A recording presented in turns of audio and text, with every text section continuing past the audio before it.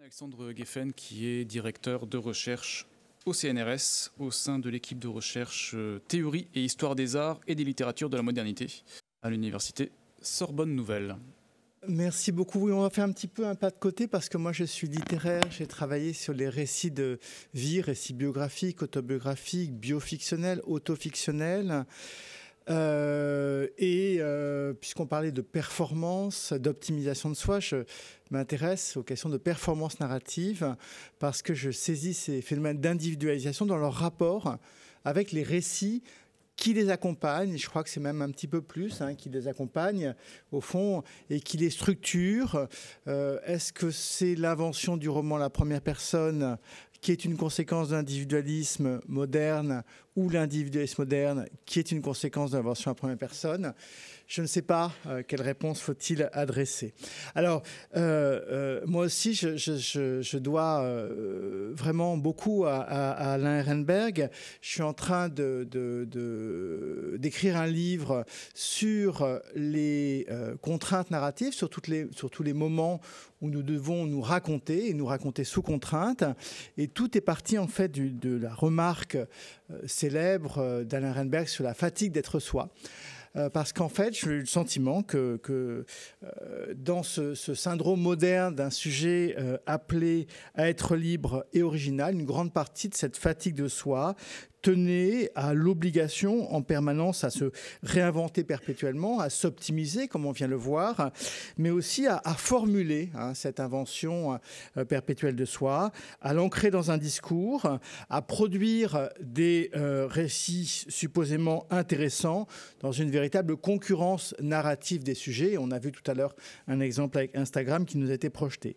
Et tandis que nous sommes intimés à nous comprendre, c'est vraiment très fatigant de nous comprendre, vous savez, ces phrases de Rilke sur le fait que parfois c'est peut-être plus reposant et plus beau de ne pas se comprendre. Nous sommes socialement conduits à dire jeu en permanence et à raconter ce jeu, à rendre compte de ce jeu. Nous sommes astreints à produire des rédactions inspirées de nos vies dès les petites classes. Et le premier chapitre de mon essai, c'est d'essayer de regarder comment les instructions de l'éducation nationale invitent à des récits personnels, à des rédactions de vacances, accompagnent les élèves dans une structuration du sujet qui passe par le récit. Nous sommes conviés à produire des CV en permanence. Nous sommes conviés maintenant dans les grandes écoles, non seulement à produire des CV, mais à produire des lettres de motivation personnelles, incarnées dans des expériences différenciées. J'ai un autre chapitre qui s'intéresse à ceci. Nous sommes conduits à nous présenter dans de très nombreuses circonstances sociales, les dîners, et c'est là la littérature qui décrit très bien ce moment depuis Proust, qui en parle admirablement, où nous devons en quelques mots se présenter dans un dîner. Et toi, que fais-tu? Et toi, qui tu es? Nous sommes conduits à nous présenter dans des réseaux sociaux multiples, à démultiplier les formes de soi, formes professionnelles sur LinkedIn, formes sociaux personnelles dans Facebook, formes informationnelles dans Twitter, etc. etc. Je passe, c'est aussi un chapitre. Nous sommes conduits à être reconnus et à justifier de notre vie et de notre désir dès que nous sommes, par exemple, sur des sites de rencontres. C'est aussi un chapitre de mon essai. Nous sommes conduits à nous trouver aussi sur le divan du psychanalyste. Et nous sommes conduits aussi à devoir transmettre notre histoire. Et je m'intéresse beaucoup aux écritures populaires, amateurs, de plus en plus nombreuses, de récits de soi. Vous savez que les gens font leur journal, font leur récit, et que c'est recueilli par une association qui a été fondée par Philippe Lejeune, le père des études autobiographiques, qui s'appelle l'APA. Et je travaille sur les récits à déposer à l'APA. Et tout ça ne s'arrête jamais, puisque même sur notre lit de mort, en soins palliatifs, nous avons des infirmières biographes qui viennent nous voir et qui nous invitent à laisser quelque chose de significatif de nous-mêmes. Bref, c'est cette assignation narrative dans nos sociétés démocratiques complexes qui valorise la diversité d'expériences, le développement personnel comme site de réussite sur lequel j'ai envie de réfléchir. Notre nécessité à produire une égo-histoire, hein, comme on dit, à donner un sens à sa vie, aussi autre chose absolument impérieuse, à produire un style de vie, hein, aussi un concept qui est très intéressant, notamment développé par des gens comme Marielle Massé. Hein. Être, c'est se raconter, et en se racontant, on va trouver, hein, une modalité de s'habiller, une modalité de se comporter, un style de vie qui est en fait qui découle de la manière dont les écrivains, hein, ont inventé leur style. Et tout à l'heure, la collègue qui me précédait expliquait, rappelait comment une des thèses d'Alain Ehrenberg, c'était de montrer que ce qui était l'expression différentielle de soi était d'abord était le privilège, un privilège aristocratique ou artiste, mais cette expression différentielle est devenue un principe démocratique. Donc on est obligé de produire une forme de vie et une manière de vivre cette vie qui soit mémorable et organisée et qui fasse sens. Alors bien sûr, essayistes et philosophes et des gens comme Alain ou Nicolas Marquis ont dénoncé cet impératif contemporain de développement personnel, forcené en tout cas, on l'ont interrogé. C'est un impératif qui ne ferait pas place aux complexités des formes de vie, à la nécessité de réinvention, parfois de trahison de soi, ce qui est un grand thème littéraire. Ça ne dirait rien des répétitions, des rétrogradations, sans parler des souffrances, hein, et des silences existentiels. L'idée d'une découverte progressive et heureuse d'une vie à partir d'une identité scientifique qui ne serait qu'à exhumer, hein, me paraît comme très illusoire. L'idée de devenir soi-même est-elle vraiment un principe philosophique absolu? Est-ce qu'elle ne peut pas être au contraire dangereuse, sont interrogés certains philosophes, parce qu'elle supposerait un substrat, une âme mystérieusement déposée à notre naissance et à reconstituer? Ce sont des questions qu'on peut se poser en philosophie. Quant au manuel qui nous enseigne à nous retrouver, à nous construire comme différents et autonomes, ne sont-ils pas les dérivés d'un impératif libéral de gestion des individus par eux-mêmes, qui correspondrait à une société, à un stade créatif du capitalisme, et aussi une volonté néolibérale de déresponsabiliser la société de ses tâches d'éducation et d'accompagnement? C'est une question que je me pose. Bref, l'heure est de réagir à cette assignation narrative, à cette dimension tout à fait paradoxale, à savoir que c'est dans des cadres de vie que nous nous trouvons, mais aussi dans des cadres de vie que nous réifions, hein, en suivant ces cadres. Et je voudrais le faire rapidement, hein, par quelques réflexions par rapport à la tradition philosophique de connaissance de soi et par rapport à la tradition littéraire de l'autobiographie, hein, et des pratiques qui contestent à l'intérieur de l'autobiographie, dans la modernité, les autobiographies linéaires et téléologiques. Qu'est-ce que j'ai dit? Et téléologiques. La tâche de nous raconter en permanence, elle est d'autant plus pénible qu'elle suppose un effort d'introspection, une exigence de stabilité qui est difficile à atteindre. Et ça, la littérature nous le dit. Nous jonglons en réalité, lisons les grands mémorialistes, avec une sorte de portefeuille de souvenirs et de traits identitaires que nous recomposons en permanence pour présenter des versions de nous-mêmes adéquates aux circonstances, non sans arranger la réalité au passage, à la manière dont nous arrangeons nos curriculum vitae en fonction du poste auquel nous allons candidater, la vérification des CV étant devenue d'ailleurs une activité économique en elle-même. C'est au point qu'on peut se demander si une vie dans la perception que nous avons nous-mêmes et que nous transmettons aux autres est vraiment une rationalisation solide, est vraiment une catégorie opératoire. Toutes les formes d'autofiction et de biofiction interrogent, hein, cette stabilité potentielle d'une vie. Est-ce qu'elle n'est pas plutôt une fiction, c'est-à-dire un récit qu'on doit considérer sans y croire tout à fait? Et si la continuité d'une vie est tangible, sa reconstitution, l'idée que nous en faisons, n'est-elle pas un fantasme auto-entretenu, nous dit Nietzsche? N'est-elle pas le sentiment illusoire d'être nous-mêmes, une sorte de fiction de la grammaire, jouant le rôle de mensonge stabilisateur? Le récit de nous-mêmes n'est-il d'ailleurs pas nourri lui-même à des fictions et à des récits que nous empruntons, eux-mêmes stabilisateurs, puisque nous nous projetons dans des identités célèbres ou transmis familialement ou transmis fictionnellement.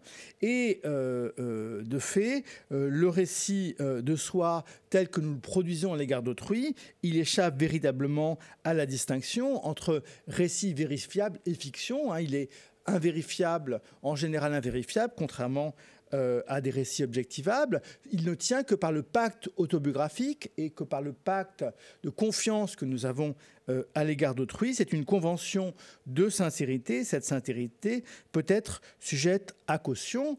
Toute vie s'invente dans une ligne de fiction, disait Lacan, dans une formule célèbre, qui nous rappelle à quel point ce que nous croyons savoir de nous-mêmes peut être le fait d'un aveuglement par l'inconscient, malgré tous nos efforts pour être sincères, même en échappant au délire mythographique. Toute autobiographie, même courte, comporte une part d'indécision.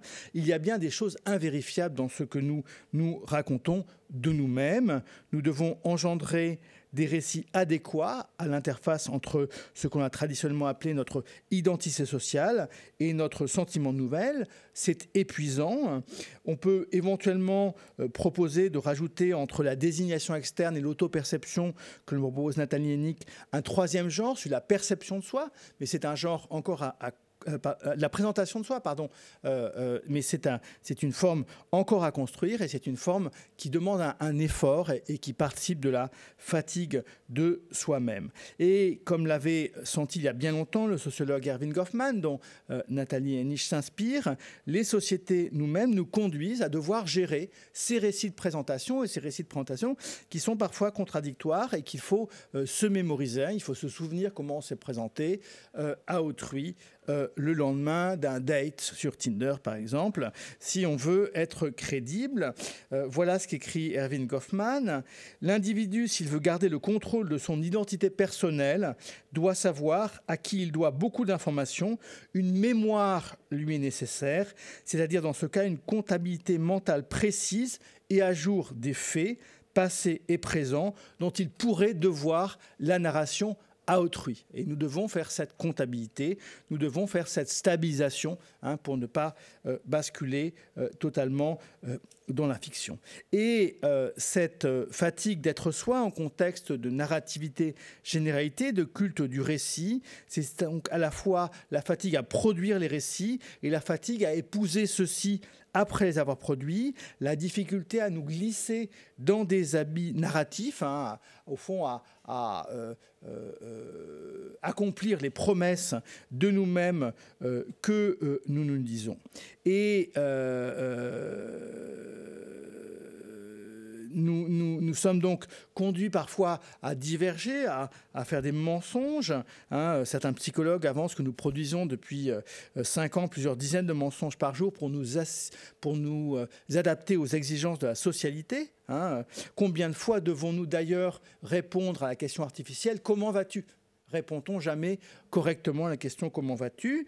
Et c'est peut-être de cela d'où vient notre fascination pour tous les récits de fiction identitaire, les légendes dans les récits d'espionnage, ces identités fictives plus vraies que nature, qui sont stabilisées dans le cadre d'une mission. Vous savez, c'est toutes ces fictions d'espionnage et qui mettent en scène ces récits empruntés. C'est peut-être aussi ce thème littéraire absolument fascinant qui est par exemple celui d'Emmanuel Carrère dans L'Adversaire, que vous avez lu, qui est cette enquête sur ce personnage s'appelait Roman, qui avait raconté à toute sa famille qu'il était médecin à l'OMS alors qu'il était velléitaire, qu'il vivait dans sa voiture. Et lorsque sa femme a commencé à comprendre qu'il avait menti, il a tué toute sa famille.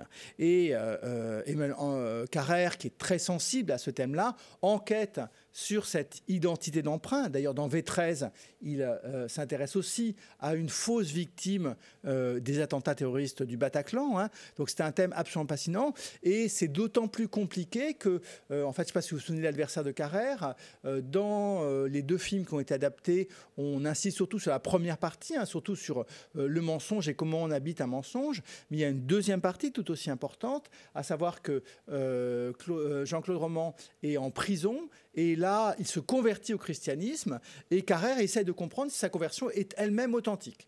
Donc, vous voyez, c'est vraiment très, très, très compliqué. La coïncidence avec nous-mêmes et la volonté de perfectionner, d'optimiser notre être peut conduire au petit, mais aussi au grand mensonge, aux prisons narratives inévitables, allant de la légende familiale sympathique qui un jour sera trahi par un grand-oncle, à la réécriture complaisante et dangereuse du passé. Alors, quand bien même serions-nous transparents à nous-mêmes et sûrs de nos identités, capables d'en gérer les formulations, nous sommes de toute façon immédiatement différents de nous-mêmes de l'instant où nous pensions nous être saisis. C'est aussi un grand acquis de la réflexion philosophique. Pouvons-nous nous reconnaître dans le CV que nous venons de rédiger et dans celui que nous avons rédigé il y a quelques jours? Nous devons en permanence reprendre, mettre à jour nos CV. Nous devons en permanence aménager, réécrire les CV à cause des dynamiques des constructions humaines. Nous devons nous identifier à ce que nous avons dit pour être recrutés dans une université. Nous devons fabriquer une cohérence qui est une cohérence extrêmement dynamique et toujours fragile. Et c'est au point que certains philosophes, hein, dont Paul Ricoeur, ont fait de ce travail de stabilisation et de construction, hein, d'une identité narrative, au fond, l'identité elle-même. Au fond, il n'y aurait plus de différence entre cette identité en permanence réinventée et l'identité réelle. Le récit autobiographique serait pour Ricoeur un passage obligé pour assurer la continuité du moi, hein, qui se déferait mécaniquement si nous ne le stabilisions pas. Alors c'est une thèse qui est extrêmement controversée, hein, dans une querelle, dite querelle du narrativisme, le philosophe anglais Galen Strawson a contesté l'idée de Paul Ricoeur selon laquelle nos identités seraient réductibles à des récits, en avançant que nous pouvons vivre nos vies sans avoir besoin de les totaliser, hein, comme des événements se déroulant sans que nous ayons à les organiser mentalement, sans avoir cette charge mentale de l'organisation de nos vies. Et contre la notion d'identité narrative, Galen Strawson affirme que notre expérience du temps serait variée et irréductible à un plan unique, que nous n'aurions pas besoin de faire le plan intérieur du déroulement de notre propre existence pour bien vivre moralement, parce que c'est la grande thèse de Ricoeur, hein, c'est que notre bonne moralité, hein, dépend d'une cohérence narrative que nous pouvons mettre en place. Et de ce point de vue-là, il y aurait même, selon Galen Strawson, 2 types de personnalités, hein, des personnalités qui s'organiseraient dans le temps et des personnalités qui se vivraient de manière événementielle. Et ça fait penser pour un littéraire à cette opposition, hein, entre 2 types de romanciers. Il y a les romanciers qui font les plans de leurs livres et ceux qui écrivent par fil. Hein. C'est ce qu'on appelle les romanciers à programme contre les romanciers à processus. Il y aurait des individus à programme et des individus à processus. Hein. Vous êtes bien plus psychologue que moi, je vous laisse discuter cette opposition-là, mais elle m'a paru assez intéressante. De toute façon, cette contestation de l'identité narrative, vous la trouverez dans d'autres perspectives. Hein. Dans le récit de soi, Judith Butler a critiqué Ricoeur, mais aussi toute une tradition philosophique de Charles Taylor, Stanley Cavell ou Bernard Williams, qui ont valorisé un idéal perfectionniste en quête d'une expression juste de soi, sur lequel fonder une action, en rappelant l'obscurité du sujet et sa dépendance par rapport aux cadres sociaux, hein, dans la double influence de la psychanalyse et du foucaldisme, dans lequel se trouve Judith Butler. Je la cite quelques lignes parce que c'est absolument passionnant ce qu'elle fait dans le récit de soi. Ainsi, lorsque je rends compte de moi par le discours, mon moi vivant n'est jamais pleinement exprimé ou porté par ce discours. Mes mots s'effacent à mesure que je les livre, interrompus par le temps d'un discours qui n'est pas identique à celui de ma propre vie. Cette interruption remet en cause le sens du compte-rendu de ma vie, qui ne serait fondé que sur moi seul, puisque les structures rendant ma vie possible appartiennent à une socialité qui me dépasse, explique la philosophe américaine. Et clairement, derrière cette interrogation sur la spécificité de notre propre vie, on peut se demander si l'idée que notre vie si extraordinaire et si individuelle que cela, il suffit de déplacer, de la faire regarder par autrui pour qu'elle puisse sembler bien banale. Pour la psychanalyse, les schèmes qui gouvernent nos vies appartiennent à notre inconscient et peut-être à des schémas archétypaux. Pour les historiens, notre vie n'est qu'un cas particulier illustrant l'histoire et au fond l'individu peut ne pas compter si on est dans une histoire des masses, des groupes, dans une histoire comme le pratiquait l'école des Annales. Pour les sociologues qui viennent interroger un individualisme contemporain à la suite de Bourdieu, la reconstruction dans l'illusion biographique donne l'impression que l'individu est libre alors qu'il est surdéterminé par des facteurs sociaux, culturels, économiques et au fond pas bien original. C'est peut-être aussi quelque chose qui pèse et qui fatigue l'individu que de devoir en permanence prouver sa singularité dans le récit par rapport à toutes les réductions, qui s'imposent au sujet. Le travail du récit autobiographique, depuis l'anthropologie d'un Jean-Jacques Rousseau jusqu'à la sociologie d'une Annie Ernaux, c'est cette enquête pour articuler l'original au différent. Je cite par exemple les années d'Annie Ernaux. Il s'agit de capter le reflet projeté sur l'écran de la mémoire individuelle par l'histoire collective, comme l'écrit magnifiquement la prix Nobel de littérature, c'est-à-dire à la fois les déterminations et les assignations sociales et les réactions individuelles à celles-ci. Et j'aime assez la perspective de quelqu'un qui nous a quittés assez récemment, le philosophe Clément Rosset, qui s'est moqué de ceux qui cherchaient une identité intérieure fantomatique. Et Clément Rosset affirmait que le mot fantomatique est de lui, que notre identité sociale et publique est la seule identité réelle. S'interroger sur soi, c'est assurément se demander, comme le dit l'écrivain Claude Arnaud, qui dit je en nous ? Qui dit je en nous ? Voilà une interrogation qui me semble profondément portée par la littérature. Et l'appel à la perplexité qui en découle doit être peut-être le nôtre. Quel trait de notre personnalité, de notre manière de parler, de notre sensibilité nous est vraiment original ? Le plus original n'est-il pas souvent paradoxalement le plus facile à interpréter et le plus prévisible ? Dans quelle mesure ne sommes-nous pas hantés par les traces d'autrui en nous ? Bref, l'idée de correspondre à un schéma et à un modèle nous est difficile, mais elle est clairement une des questions fondamentales que pose la littérature contemporaine, dont depuis Lukács, on sait qu'elle essaie de penser le rapport de l'individu au groupe, dans une société sur laquelle pèse toujours le risque de l'anonymat de la masse. Nous voulons apparaître singulier, différent, original, non conformiste, disait Emerson, le père du perfectionnisme américain. Nous voulons avoir le sentiment de posséder notre propre vie. Nous sommes invités par la société à nous différencier dans nos talents, autant qu'à nous conformer à des comportement standard. Hein. C'est le paradoxe de cette société qui nous invite à la différence, dans lequel il y a un conformisme de la différence.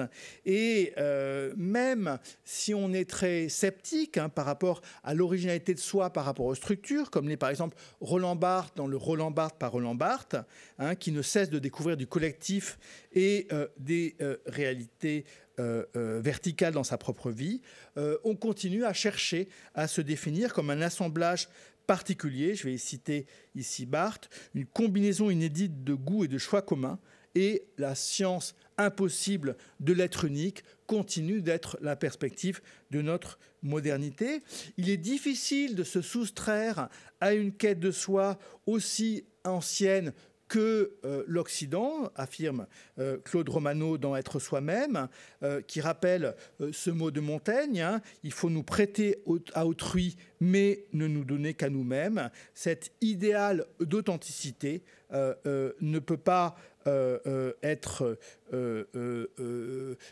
évité. Et il faut sans doute, comme le suggère Michel Foucault, faire la différence entre les techniques aliénantes d'expression de soi dérivées de pratiques chrétiennes de confession et des techniques de soi issues d'une tradition philosophique grecque de connaissance de soi-même et qui seraient réellement émancipatrices. Donc contre le christianisme, contre la connaissance assignation de soi, il faudrait suivre le principe de Sénèque, revendique tes droits sur toi-même, et on pourrait différencier hein, au fond un perfectionnisme aliénant d'un perfectionnisme émancipateur.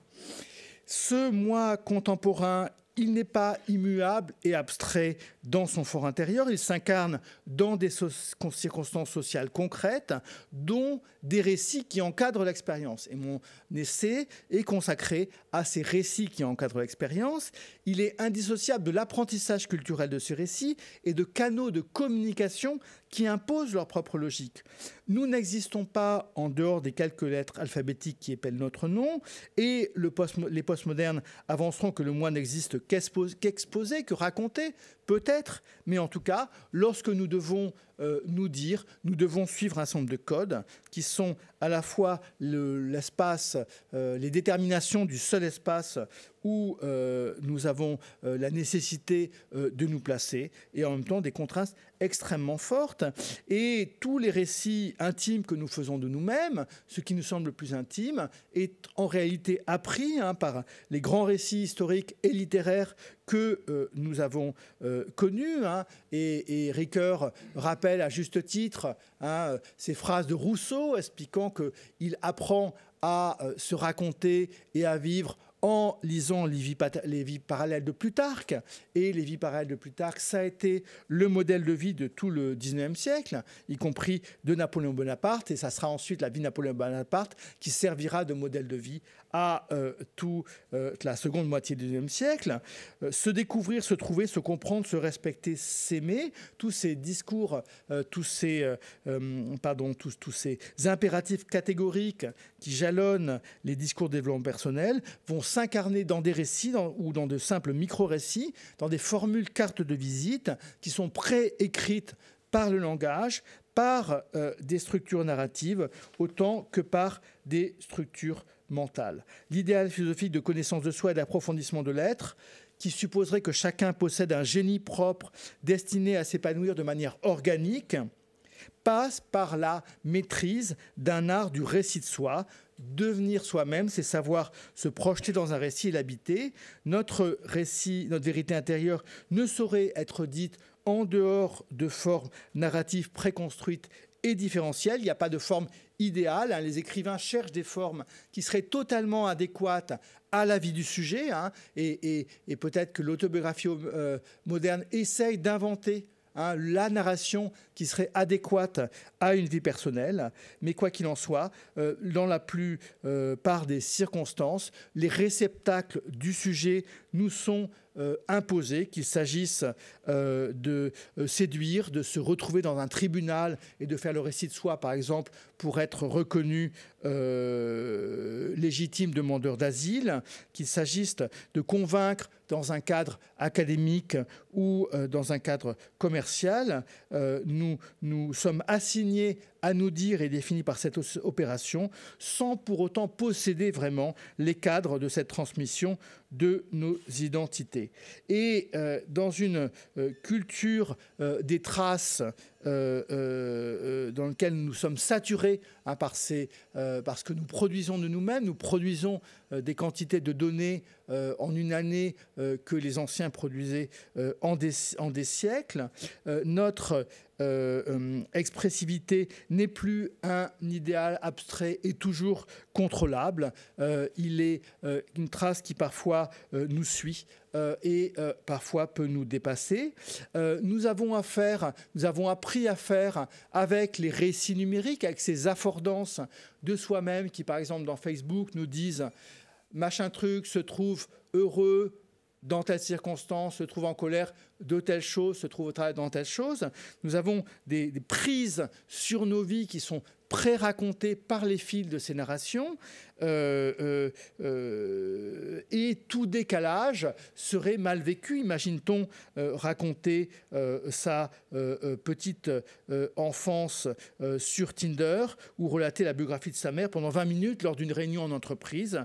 Nous sommes déterminés par des codes et nous sommes en permanence évalués sur les réseaux sociaux. La qualité, l'adéquation, la pertinence de notre récit de vie est évaluée par des likes et par notre renommée dans une logique concurrentielle, nous imposant le paradoxe d'être à la fois original et conformiste. Il faut être original dans des codes et tout cela me semble particulièrement fatigant. Les institutions du sens qui se trouvent dans ces assignations biographiques imposent à l'individu un effort perpétuel. Cette omniprésence du biographique est donc la caractéristique d'une sorte d'industrialisation du récit qui a été analysée du côté du storytelling, du côté de la dimension hypermnésique de notre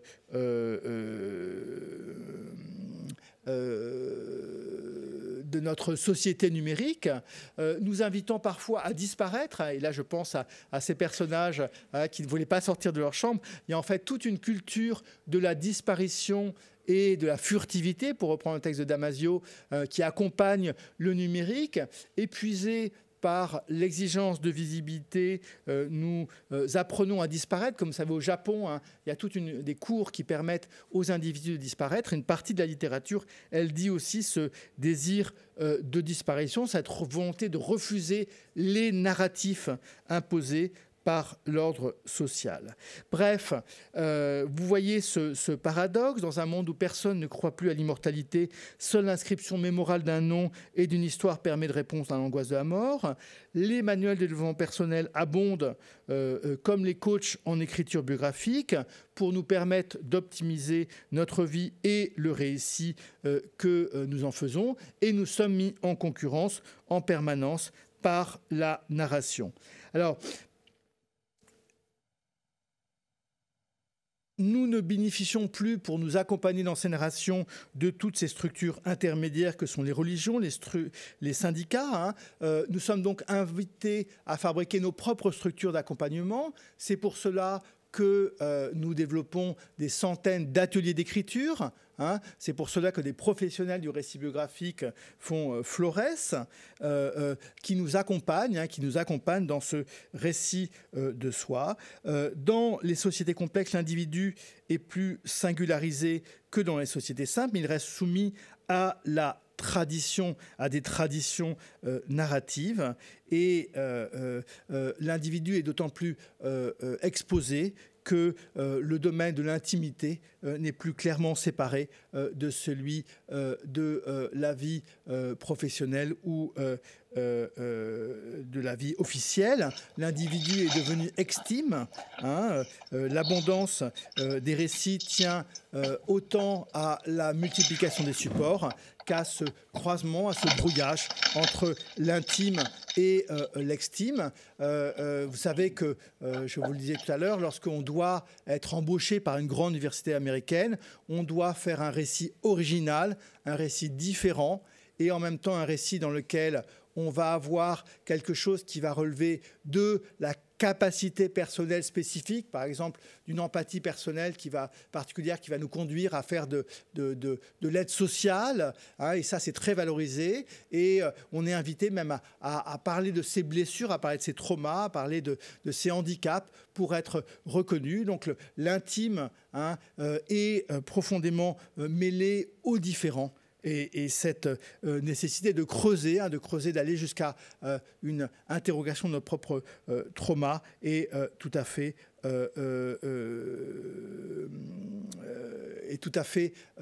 épuisante. La narration biographique perpétuelle dans des sociétés fluides assure notre continuité au prix d'une injonction sociétale extrêmement pesante, hein. Elle peut rendre nos vies invivables. Nous pouvons être tentés de fuir les récits, nous pouvons être tentés de disparaître. Organiser nos vacances pour nos photos que nous allons en produire est devenu une pratique concrète. Savoir qu'est-ce que nous allons dire sur les réseaux professionnels de tel ou tel colloque ou de telle ou telle expérience est aussi fatigant que préparer la communication. Que devons-nous vraiment transmettre? Devons-nous donner des exemples à imiter? Que devons-nous donner des contre-exemples? Toute cette obligation, hein, d'avoir la production, même dans le cadre intrafamilial, de récits par rapport à nos proches qui nous interrogent constamment pour eux-mêmes se différencier, participe également de cette assignation narrative perpétuelle. Donc terminé, j'ai le sentiment que Michel Certeau réfléchissait sur les arts de dire et les arts de faire, mais qu'il faut maintenant réfléchir sur les arts de nous raconter, et sans pour autant croire que tout est récit toujours. Il s'agit de prendre conscience de l'omniprésence et du poids de ces récits, de réfléchir à la manière dont la culture oppose des formes de disparition, de furtivité ou des formes de variation, comment nous pouvons détourner les structures narratives, comment nous pouvons les emprunter pour produire des trames qui tiennent vers la justesse et la sincérité, tout en étant capable d'examiner cette justesse et cette sincérité de manière critique, comment nous pouvons peut-être mieux habiter, mieux respirer, pour reprendre la formule de Barthes, hein. Il s'agit non pas de savoir où aller, mais de savoir au moins mieux respirer, dans des cadres dans lesquels nous sommes tenus à nous dire et à imposer notre rêve, peut-être illusoire, de singularité. Je vous remercie. Merci beaucoup, Alexandre. Ça m'a fait penser, enfin, ce que tu dis. Non, j'ai une question, c'est à partir, si tu as des périodisations, à partir de quel moment cette production commence s'amorce et devient massive? En tout cas, ça remonte au moins aux années 70, parce que, ah tiens, avant de dire ça, je voulais te dire que Nicolas et moi, on ne dénonce rien, hein. Oui. Il s'agit de sortir du c'est bien, c'est mal pour avoir un point de vue descriptif. Donc, je mets ça de côté. Oui, je pensais à ce qu'écrivait Milan Kundera dans le livre du Rire et de l'oubli, où il parle déjà de graphomanie aiguë. Et c'est d'ailleurs Philippe Lejeune qui cite cette expression de Kundera dans j'oublie, Je est un autre, hein, sur le pacte autobiographique. Donc au moins déjà dans les années 70, ça a l'air bien amorcé.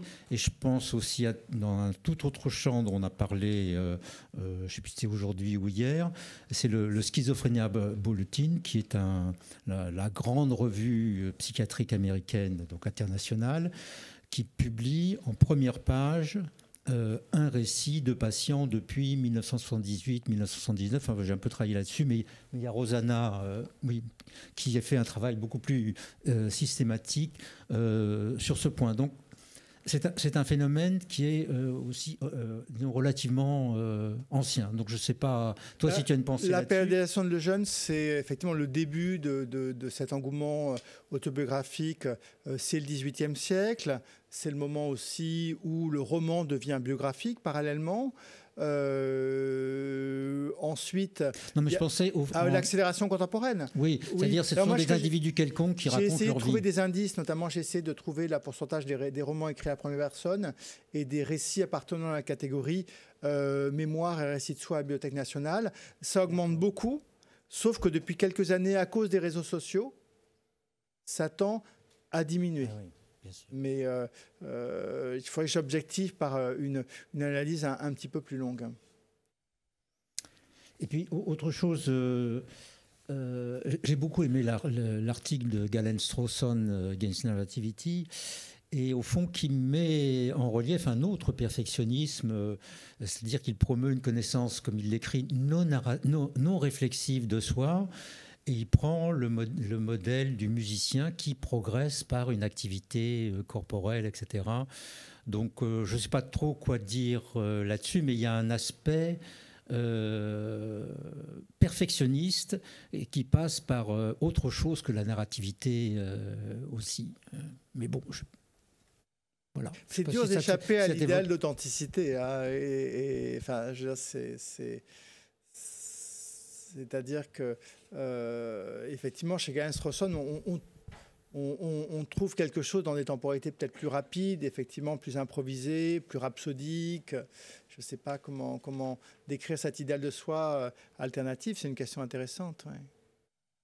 En littérature, en critique littéraire, l'identité narrative, c'est vraiment devenu la banalité qu'on trouve dans tous les discours d'étudiants, dans tous les. C'est très fatigant. Moi, je suis fatigué de l'identité narrative.